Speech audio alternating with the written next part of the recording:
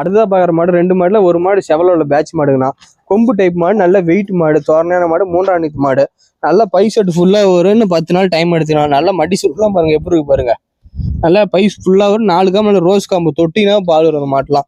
நல்லா நரம்பு தாரெல்லாம் பாருங்க அருமையா இருக்கும். ஜம்முன்னு இருக்கும். இதெல்லாம் நீளமான காம்பு. இதெல்லாம் பால் பீஸே தெரியாது, உட்காரும் தெரியாது, எந்திரியும் தெரியாது. சுருக்கு இருக்கு அப்படிதானே? பை ஃபுல்லா வரும்ண்ணா. தூரி நல்லா இருக்குண்ணா. தூரி அருமையா இருக்குண்ணா.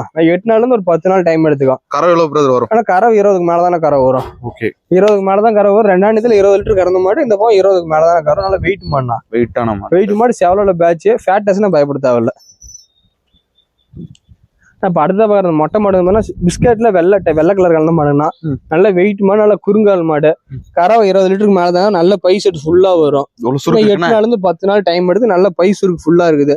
4 காம்பு ரோஸ் காம்பு, நல்ல குணமானமான மாடு. ஒரிஜினல் ஜெர்சி மண்ணா. அதெல்லாம் பிறவிலே மொட்டை இதெல்லாம் சுட்டது கிடையாது. பிறவிலே மொட்டை. நரம்பு தரலாம், அடி நரம்பு 2 பக்கம் ஒரே மாதிரி தான் இருக்கும். நல்லா பை செட்டு ஃபுல்லா வரும். நல்ல வெயிட் மான தோரணையான மாடு. இந்த மாடெல்லாம் பயப்பட தேவையில்ல, எந்த பிரச்சனையும் வராது. கலருக்கு இந்த கலர் கிடைக்கிறது ரொம்ப ரேர்.